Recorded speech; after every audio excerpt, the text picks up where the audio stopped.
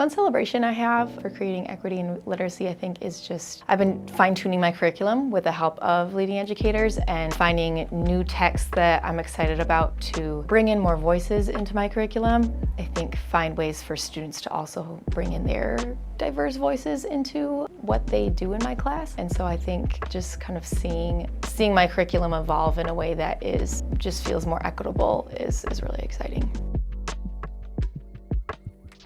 So one of the biggest shifts has been about really not ignoring the identity of my students and just saying, oh, we're a safe space, we're all here, we're all equal, but really allowing them the space to identify who they are, talk about who they are, celebrate their culture, their heritage, and look at other cultures beyond their own to be able to really look at other perspectives. And that's an essential question for our 11th graders is, how do others' perspectives influence our own? And that's really been fundamental in helping them grow.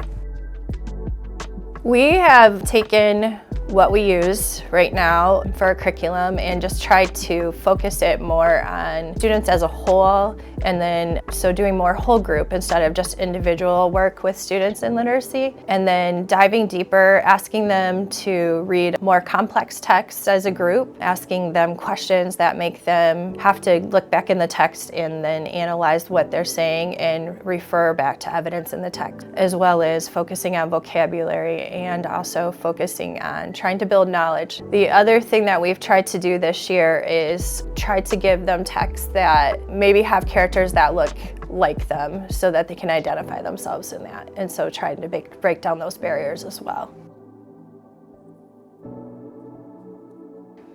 Yeah, I am first of all honored to be able to work with the group of students that I work with. We have such a unique setting here at Union High School where we can honor these different cultures and languages that all come together into this classroom that is so representative of our nation and our world as a whole. So it really has to start at the beginning of the year with getting to know all of my scholars as individuals. I think that's where my practice has changed over the years. When I first started here, I tended to look at groups as somewhat monoliths. And now by using various surveys and different interaction strategies, I like to get to know my students right away and kind of develop an academic profile of sorts of them.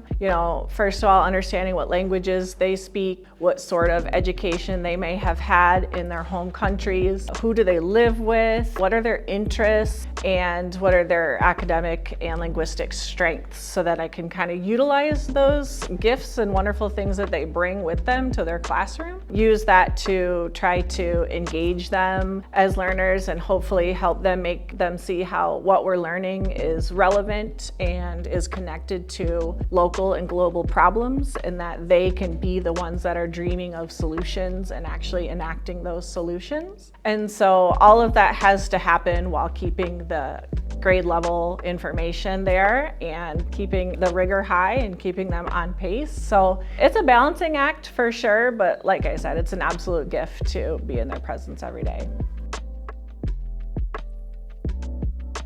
I think personally for me, I am continuing on a journey of becoming a more equitable educator. And so for me personally, it has just really filled my bucket about how I can create systems and processes in the district that allow for more equitable opportunities and access for all scholars. When I look at a systems level perspective, we have gained so much knowledge from being a part of this fellowship that now we are going to go back into our district and create processes and systems so that all of our educators have access to this knowledge, so that all of our scholars can benefit from having equitable instruction in the area of literacy.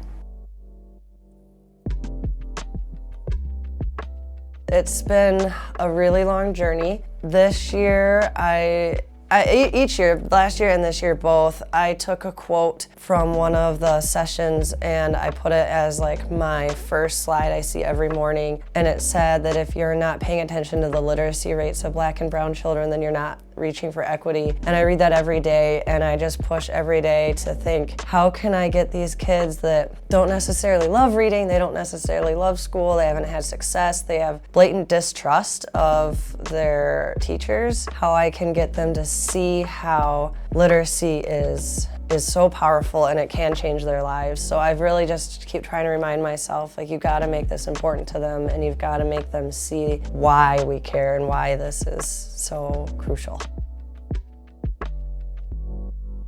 I think we've created together an environment where they have so much ownership over everything in our classroom, from their learning to the decorations on the wall to just making sure that we create a space where everyone feels welcome and respected. A shift for the students through the equity program in my classroom has been their ownership, their belief that they can learn, and their ability to drive their own learning.